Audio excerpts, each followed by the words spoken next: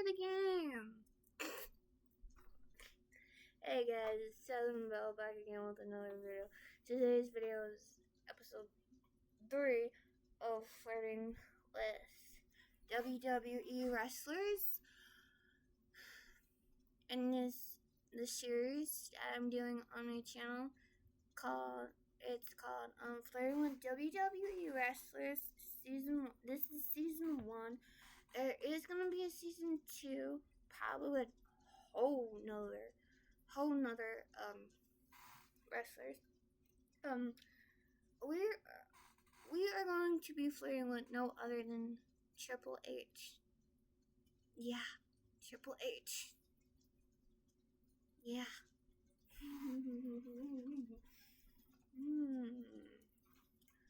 Yeah. And maybe in episode 4 we'll probably flirt with Shawn Michaels, the Heartbreak Kid, just for the fun of it, you know. So let's get in with today's video and see how much flirting we could get into today's video without it being too raunchy and too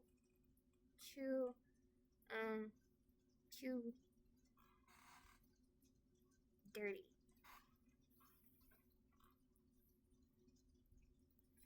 Don't worry, I'm probably gonna be doing part 2 of Flirting with Taylor Holder soon. Yeah, I need to get back to those seasons that I'm doing, those videos. If y'all want another part of me flirting with Taylor Holder.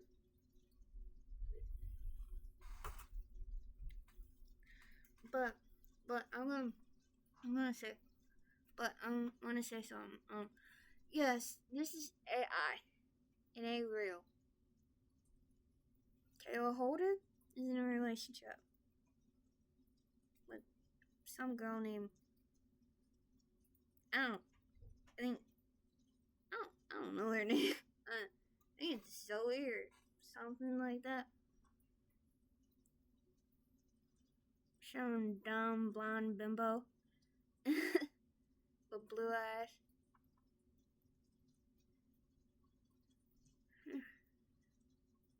But if he's happy, all his fans have to be happy for him. Even though that some of us fans are pining after him, wishing that we had a chance with him. A lot of fans wish, a lot of girls and guys wish they had a chance with Taylor Holder. But enough of that. Let's get on with today's video. Let's see what the voice sounds like of Triple H. Play voice. I'm scared. He's our fiance.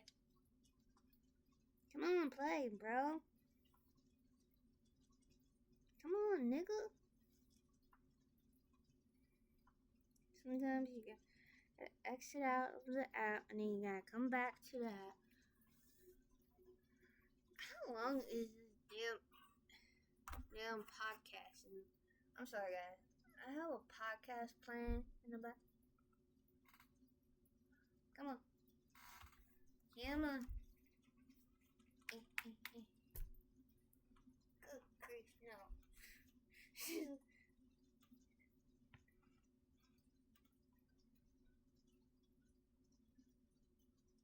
God damn, an hour?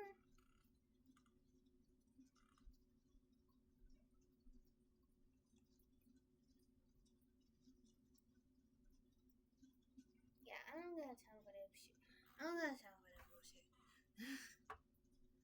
I have no time for that stupid stuff, you know.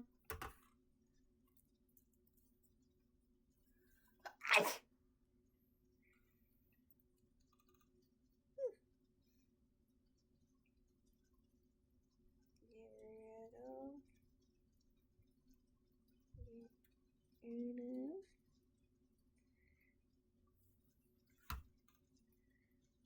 play voice.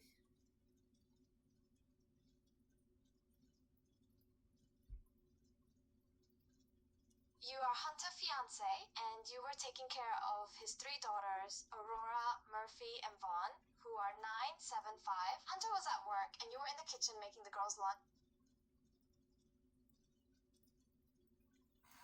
Hell no. That was a woman's voice.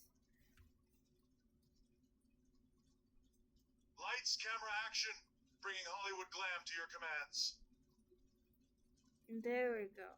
There we go. Let's see. You're a Hunter fiance, and you were taking care of his 3 daughters, Aurora, Murphy, and Vaughn, who are 9, 7, 5. Hunter was at work, and you were in the kitchen making the girls' lunch, and you fainted. The oldest girl, Aurora, called 911. The girls are very attached to you and call you Mama. Their birth mom wasn't the kindest to them, and you're the only mom they've ever known. You used to be their nanny before you and Hunter started dating. Oof.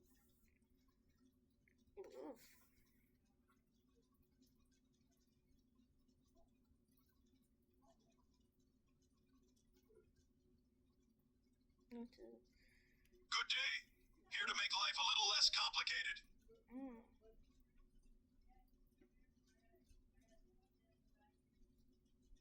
Good day. Here to make life a little less complicated. Let's navigate the twists and turns of intriguing dialogues.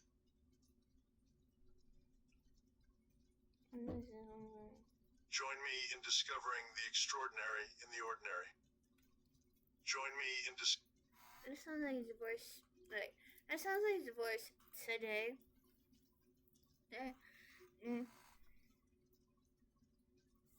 Okay, we established Aurora, Murphy, and I don't know the other. I don't know the other one. The girls crowded around you and Aurora was panicking. She tried to get you to wake up, but nothing worked. The youngest, Vaughn, tried shaking you. Murphy was terrified and started crying. The girls were scared and confused. They wanted you to wake up. Why did I faint it? That's what I want to know. Why I fainted. It felt like an eternity to the girls, but the ambulance finally arrived. The paramedics got to work checking your vitals and trying to figure out what was going on. Aurora was holding Vaughn, who was still crying, while Murphy clung to her side. They all watched nervously as the paramedics worked on you.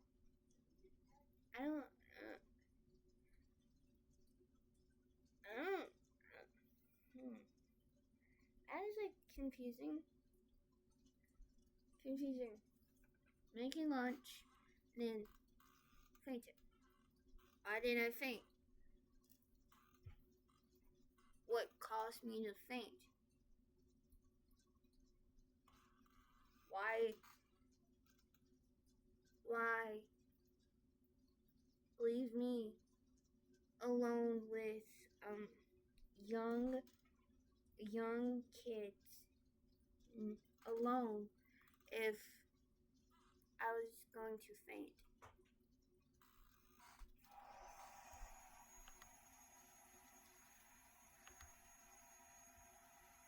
Sorry,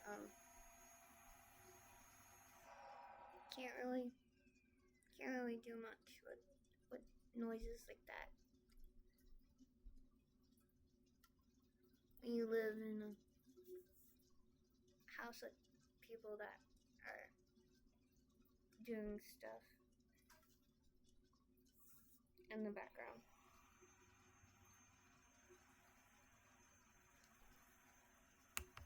They quickly loaded you onto a stretcher and carried you into the ambulance.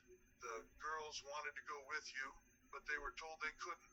Aurora tried to stay strong for her sisters, but she was worried sick. They watched as the ambulance drove away with you inside, hoping and praying for your safety.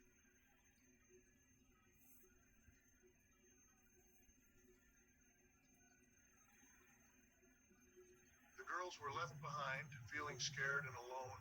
Aurora tried to comfort her sisters, but she was barely holding it together herself. Murphy was still crying and Vaughn just looked confused. They didn't understand what was happening, they just wanted you to be okay.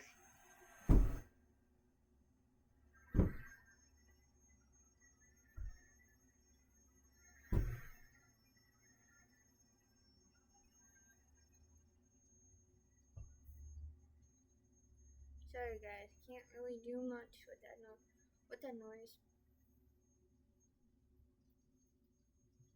The wait for news seemed to drag on forever.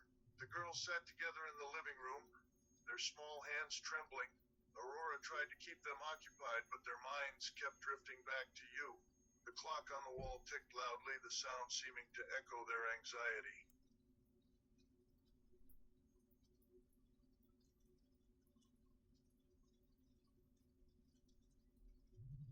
Hours passed and finally the doorbell rang. Aurora quickly headed to the door, the younger girls trailing behind her. She cautiously opened it to reveal a doctor standing on the doorstep. The girls looked at him expectantly.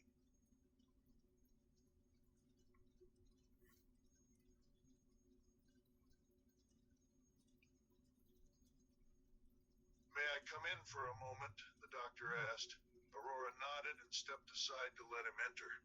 The girls watched him warily as he took a seat in the living room.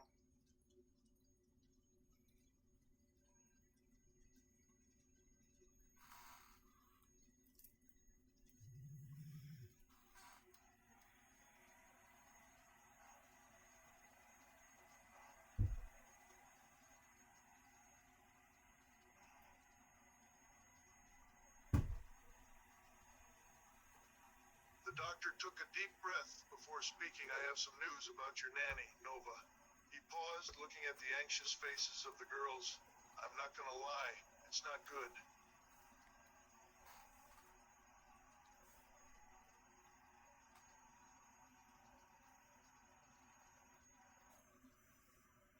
The girls' eyes widened and their faces paled. Aurora gripped her sister's hands tightly, bracing herself for the worst. "What's wrong?" she managed to croak out.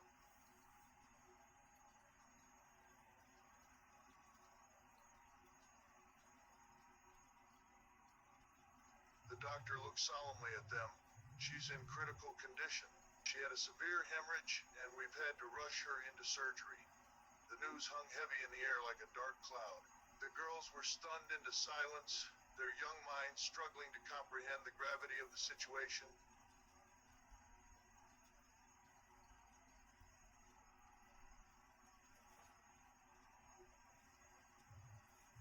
Aurora tried to process the information. "Is she going to be okay?" she asked, her voice barely a whisper. The doctor hesitated for a moment. "We're doing everything we can, but her condition remains critical. She's not out of the woods yet."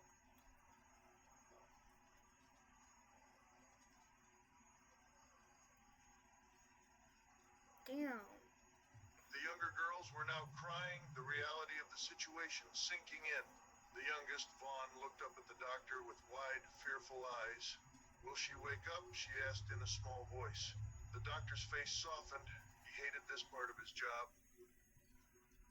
Am I gonna wake up? Am I gonna wake up? He knelt down in front of her. "We're hoping she will, honey. The surgery will be long and difficult, but Nova is a fighter." The doctor looked over at Aurora, who was trying to keep her emotions in check for her sister's sake. Okay. Let's put that to the side right now. So that's how I fainted.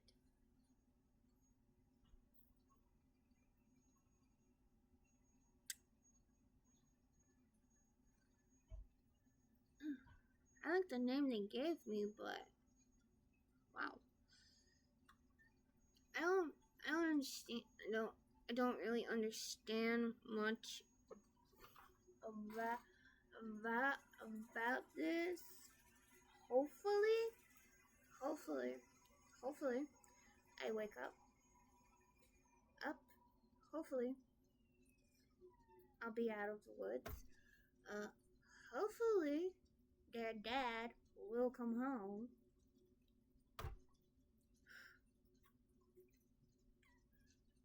Whoa. Good thing this shit is fake. Like good shit. Good that this stuff is not real, not fake. You know, good that it's not real and that it's fake. Thank God it's AI. Whew. Whew, child. I don't know if I can handle that if it was real. You know. Goddamn, dude. Goddamn, girl. Your eyes are tiny for your face. Like, good grief, child. Your eyes are like eeny beeny, itty bitty. Good grief. That's one big ass diamond. God dang, child. Your eyes are so tiny for your face. It's unreal. Goodness gracious, Lord Almighty, your hair is like the lightest blonde I ever fucking seen. Like that orangey, like that yellowish blonde. Good grief, Lord Almighty, your teeth are huge for your mouth.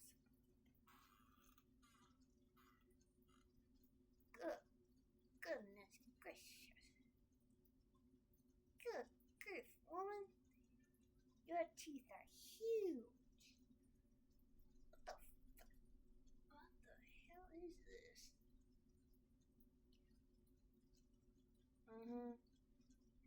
Oh, good grief. Oh, good gracious. You have glasses to help with those tiny eyes.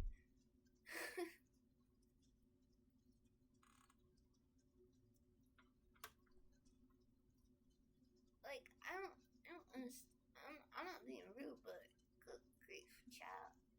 Good grief, woman. Oh, you're pregnant. Congratulations. What are you due? I'm happy for you. Oh, yay. Oh, sure. She's cute. Oh, sure. Congratulations.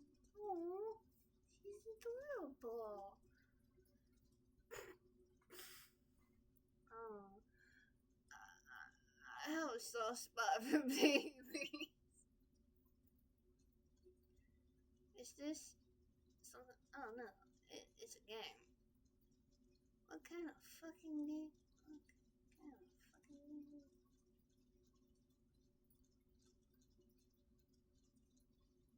I don't know. What is this?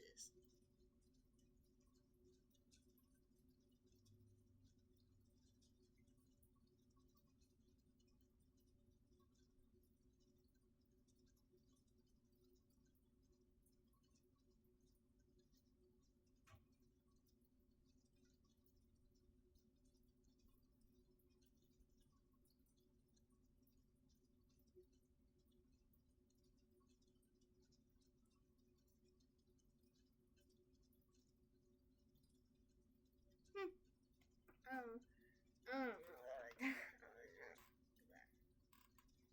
But my thing is, am I gonna be out of the woods? Is their dad gonna come home? And why am I still being called Nanny?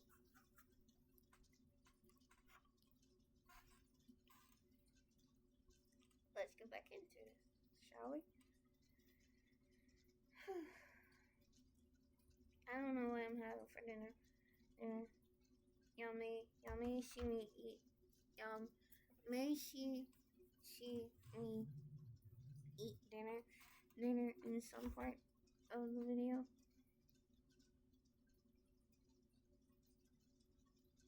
there anything we can do? Aurora asked, her voice cracking slightly. The doctor gave her a reassuring smile. Right now, the best thing you can do is wait. I promise we're doing what we can to help her. The girls nodded, their faces reflecting the mix of anxiety and hope.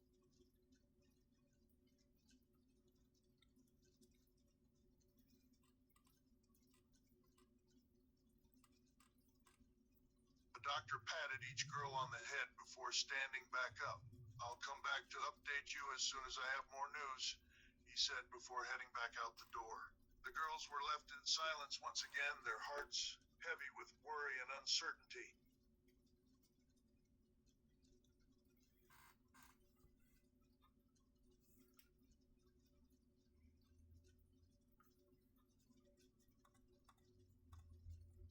The hours ticked by impossibly slowly. The girls tried to distract themselves with games and snacks, but their thoughts kept drifting back to you. They took turns watching out the window, hoping to see the doctor's car return. The sun began to dip below the horizon as the fear and anxiety in the room became palpable.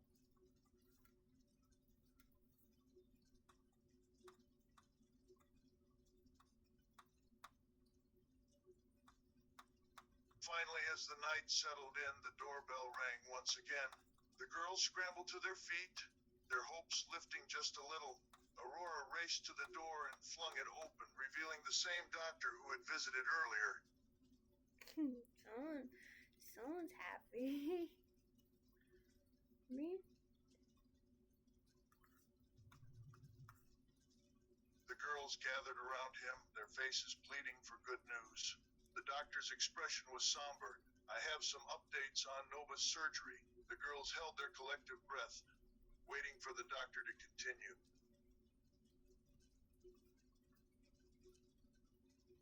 We're Nova. We are Nova. The surgery was complicated, but we managed to stop the bleeding.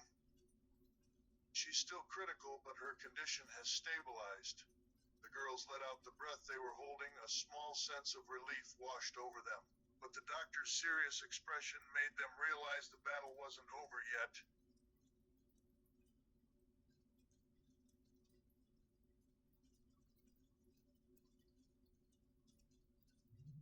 However, the doctor continued, she's still unconscious. We're closely monitoring her brain activity and cognitive functions. The silence that followed was deafening. The girls exchanged worried glances, clinging to each other for support.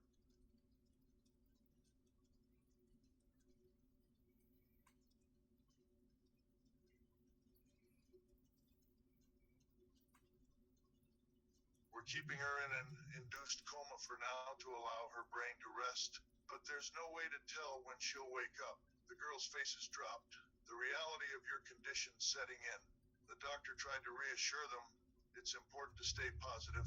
She's a fighter, and we believe she'll pull through.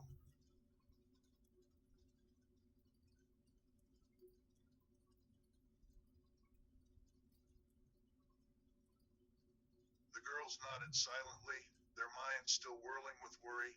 The doctor promised to keep them updated and bid them farewell, leaving them alone with their thoughts. Once again, the night seemed even longer and darker now. The girls struggled to fall asleep, their fears and anxieties keeping them wide awake.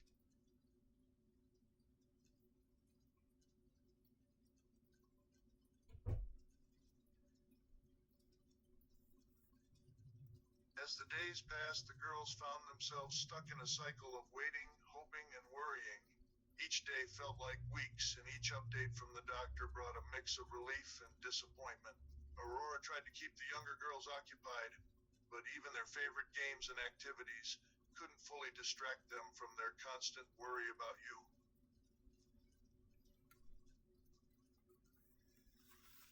Okay.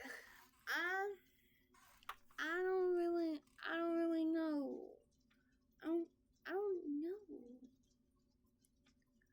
Like, I don't get it. Am I okay? Am I not okay? Like, what the hell is going on?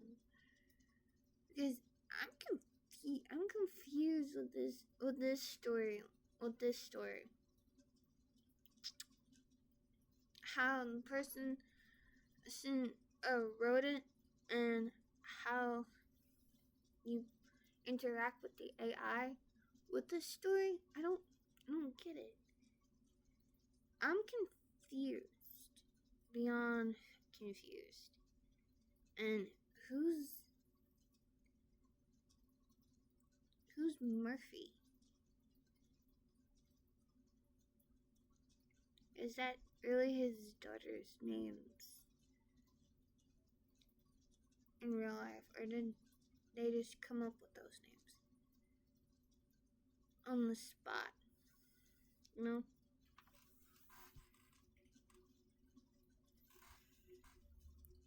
I am not flirting with Mr. McMahon. I'm not flirting with him. I'm not flirting with Shane McMahon or Stephanie McMahon. I'm not flirting with either one of those. I know they're a part of WWE, but no. God no.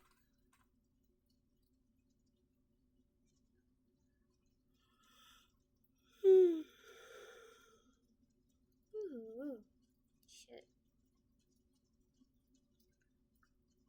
What the?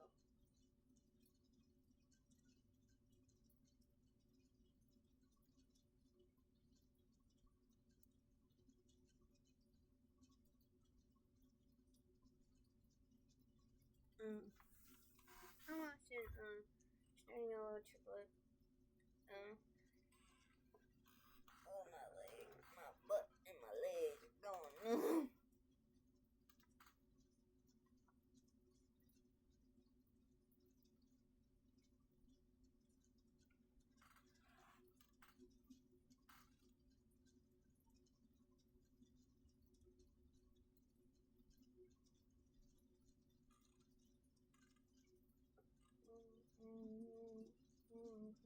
Apply.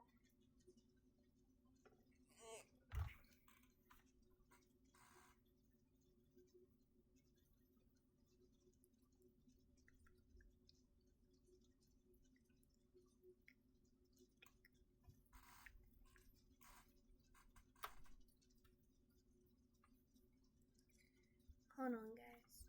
I'll be right back. I'm back, guys.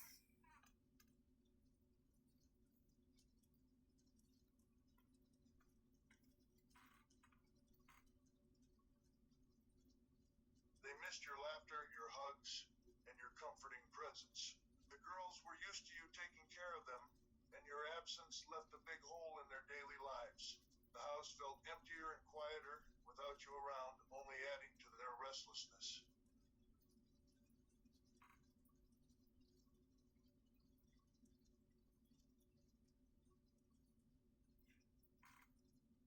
Your father, Hunter, worked tirelessly to manage everything at work and at home.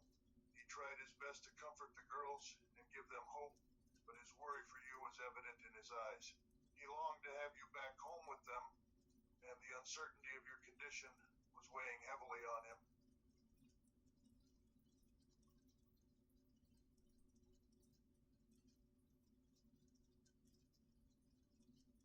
The girls noticed how exhausted and worried their dad was, but they didn't know how to console him.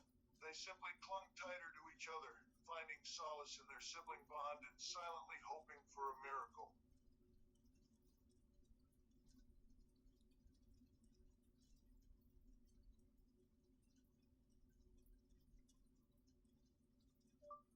I finally woke up out of a coma.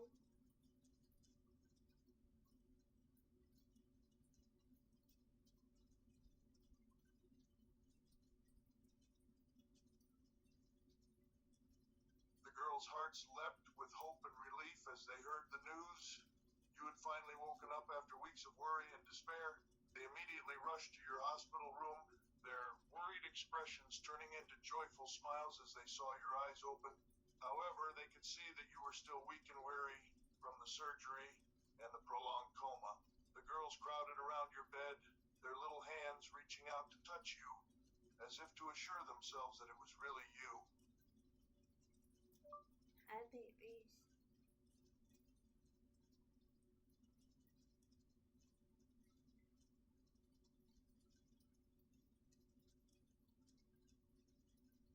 Tears welled up in their eyes as they heard your voice for the first time in weeks. They had missed your presence so much, and now here you were, awake and speaking to them. Mama, the younger girls cried, tears streaming down their little faces. They threw their arms around you, careful not to hurt you in your fragile condition. Oh, I'm gonna cry. I'm gonna cry. I'm gonna cry. Don't cry, don't cry, don't cry. Ooh, my eyes burn.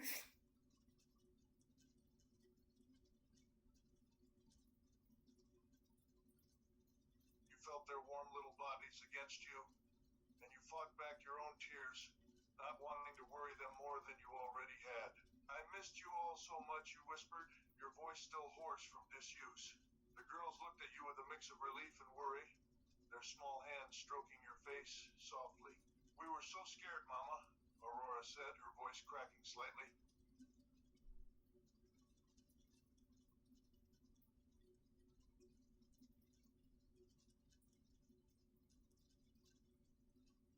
You reached out to stroke her hair, trying to comfort them.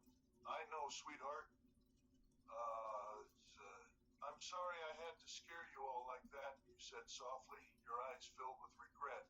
The youngest, Vaughn, clung to you tightly, her face buried in your side. Don't ever leave us again, she pleaded, her voice muffled by your hospital gown.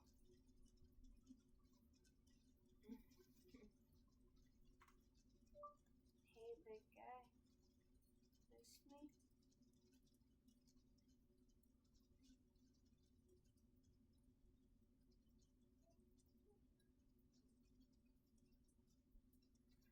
Hunter had been waiting outside, allowing the girls a moment to reconnect with you. Hearing your familiar voice, he stepped into the room and let out a shaky sigh of relief. He walked over to the bed and stood next to the girls, his eyes never leaving your face. You have no idea how much we've missed you, he said softly, his usually strong voice wavering slightly. He took your hand gently and his thumb tracing small circles on your skin. Don't ever do that again, okay, baby?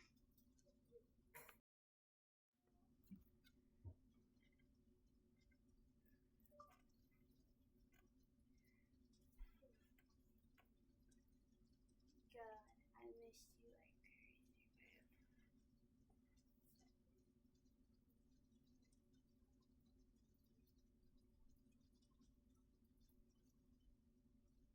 Hunter smiled softly at your words, his grip on your hand tightening slightly. Damn, babe, you have no idea how empty the house felt without you, he admitted, his voice low and laced with a mix of worry and relief. He leaned in closer, his hand coming to rest on your cheek. Promise me you'll never put us through that hell again, he said, his eyes searching yours earnestly. Promise, my love.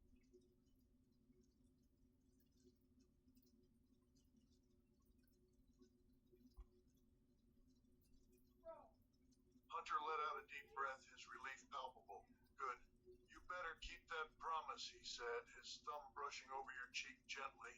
The girls, who had been quietly observing the exchange, couldn't help but smile at their father and you. They huddled closer, still needing the reassurance of your presence.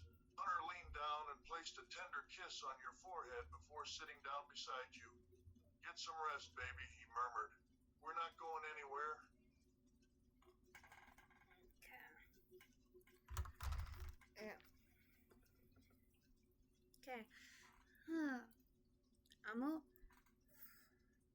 But I don't really.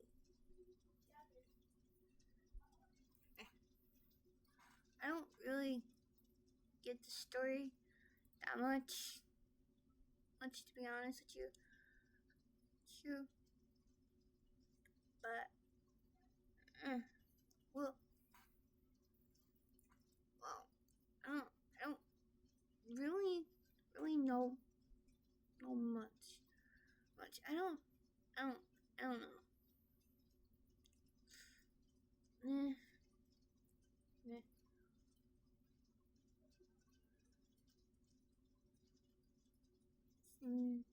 Automatic, multiply. I'm sorry. I heard.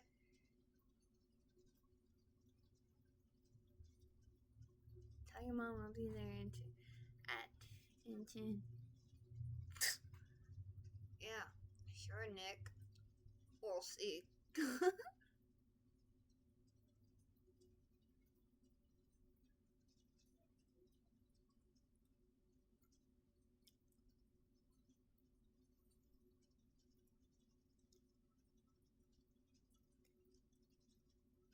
Jibby jibby jibby joo.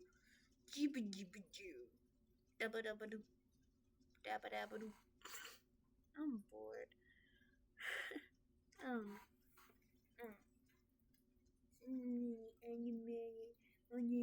Butterfly.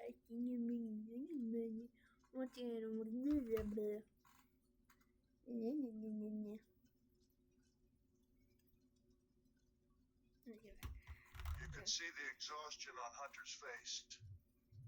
You knew he had been working himself to the bone, taking care of the girls and handling everything at work while you were in coma.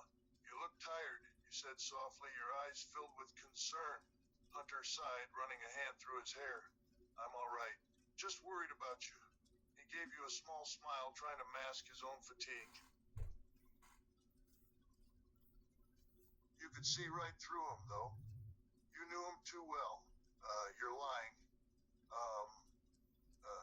You need rest. He opened his mouth to protest, but you cut him off.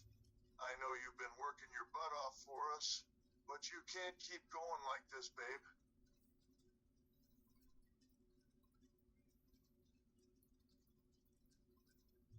Hunter hesitated for a moment before relenting. He knew you were right. He was running on empty. All right. I'll take it easy for a while, he conceded, a hint of a smirk on his lips. The girls who had been silently listening chimed in, their voices filled with worry. Daddy needs sleep, they chorused, their small hands tugging at his sleeve. Hunter couldn't help but chuckle at their concern. He ruffled their hair affectionately before looking back at you. Looks like I'm outnumbered, he said with a tired smile. You nodded, a fond smile on your face. Damn right you are, you joked softly. Looks like y'all all need sleep.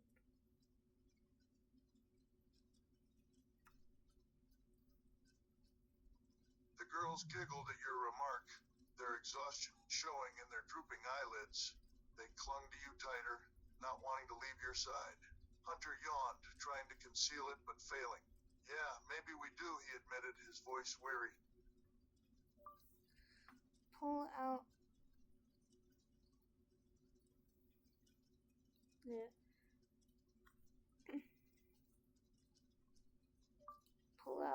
the couch. It turns into a bed.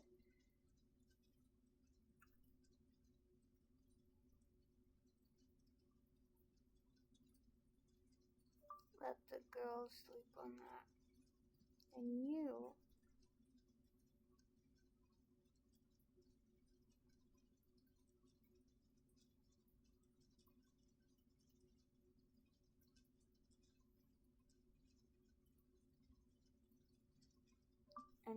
big guy. You come sleep with me.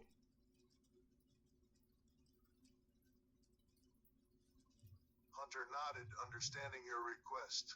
He moved to pull out the couch, transforming it into a makeshift bed for the girls. The girls protested, not wanting to leave your side, but Hunter managed to console them, and they reluctantly agreed to sleep on the couch. Once the girls were settled, Hunter returned to your bedside, a weary smile on his face. All right, I'm all yours now, he said jokingly, climbing into bed next to you. You chuckled at his playful tone, moving closer to him. The familiar warmth of his body next to yours immediately made you feel more relaxed. You're exhausted, you whispered, your hand reaching out to touch his cheek gently. Hunter leaned into your touch, his eyes closing momentarily. I'm fine, he said stubbornly. but the weariness in his voice betrayed him. Liar. You're such a liar.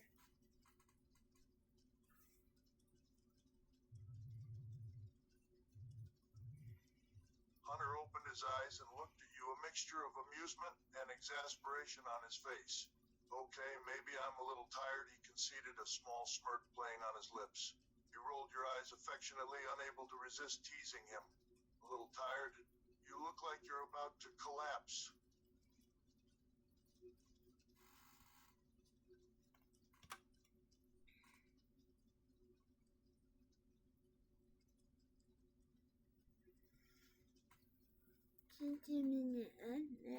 Multiply.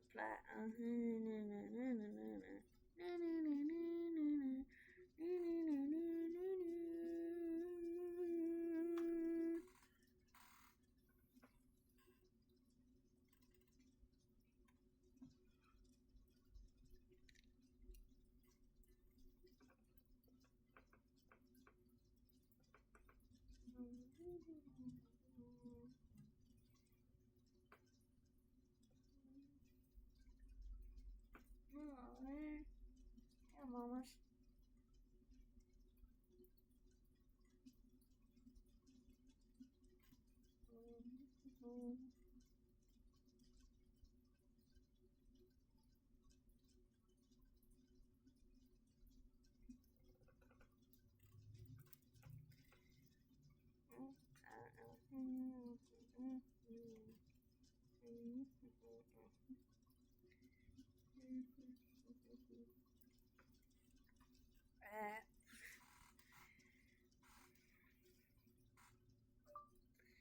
Go to sleep, babe. You need it more than I do.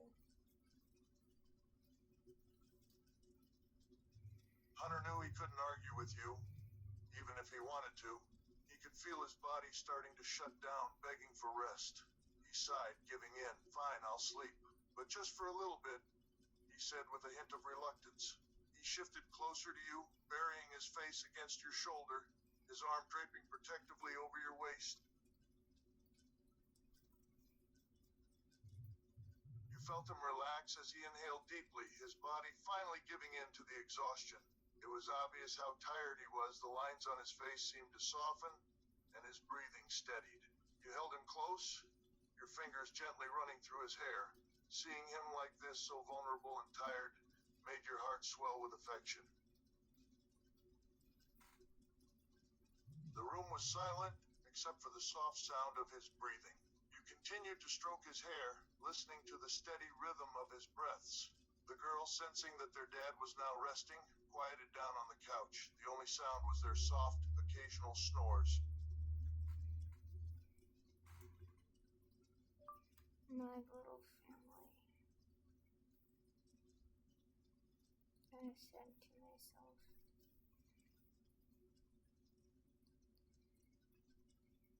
I said to myself.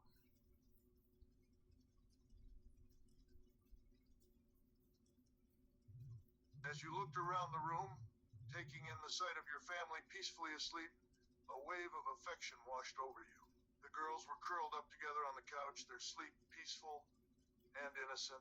Hunter was sleeping deeply beside you, his hand subconsciously holding onto yours.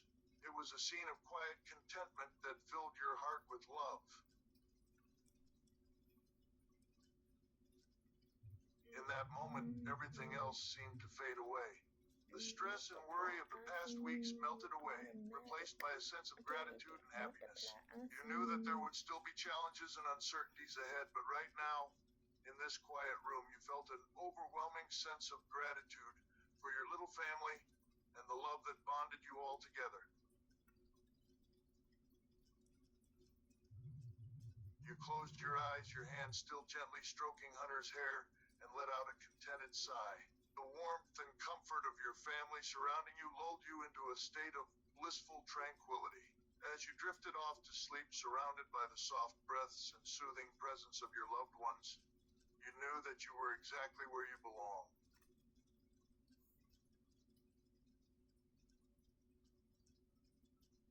The room remained quiet as as the night deepened, and you all slept soundly.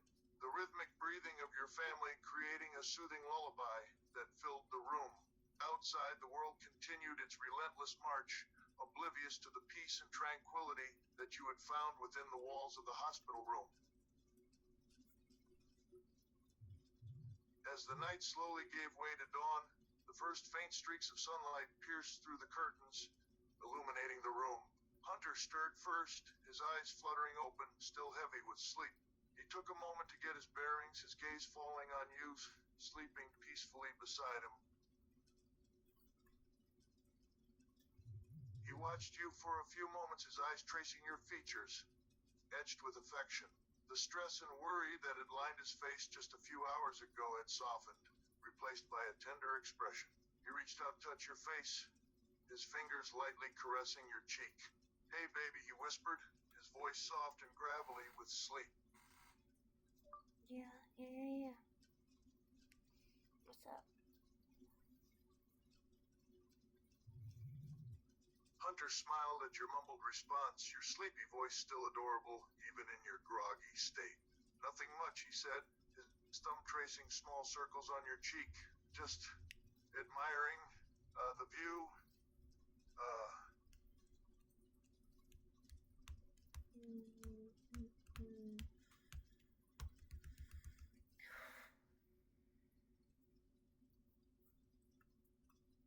You groaned softly, still half asleep. "Stop being so cheesy this early in the morning," you grumbled, swatting at his hand playfully. Hunter chuckled softly, his eyes sparkling with amusement. "Can't help it, babe. Especially when you look so damn cute like this," he teased, gently messing up your hair. When's the last time the girls ate?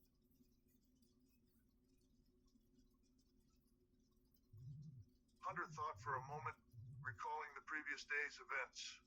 "They had snacks last evening, but I don't think they had a proper meal," he replied, an apologetic note in his voice. He sat up, running a hand through his messy hair.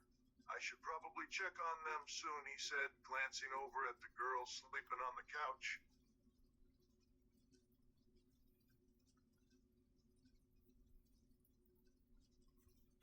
Alright, guys. That is it for episode 3. I know this episode is short. I do want to do other videos tonight, so I could have a new video. Oh shit! Excuse me. I do want to do other videos tonight, and I don't want this video to be too long. Knowing that episode 1 and episode 2 was an hour-long video, and this one is like short. But I do want to say I am so thankful and grateful that y'all have subscribed to me. I am so thankful and blessed to have a big family on here on YouTube. I am so blessed to have each and every one of y'all watch me on a daily basis, or watch me when y'all are feeling sad or lonely. I am so grateful to have 440 subscribers. I'm beyond grateful. But it's not all about the numbers. It's all about putting a smile on everyone's goddamn face. That's what I'm here for to do. I'm here to put a smile on everyone's face. So, without ado, Southern Belle is thankful for having y'all watch her. And before I go, I would just want to say take care of yourselves and each other, and be sweet as sweet tea. Love you guys.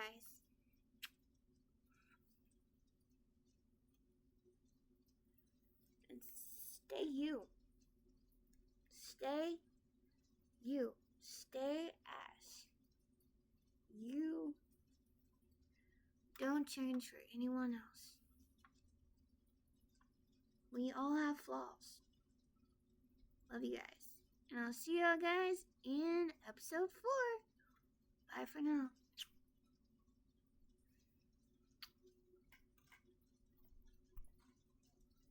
Something about out. Peace.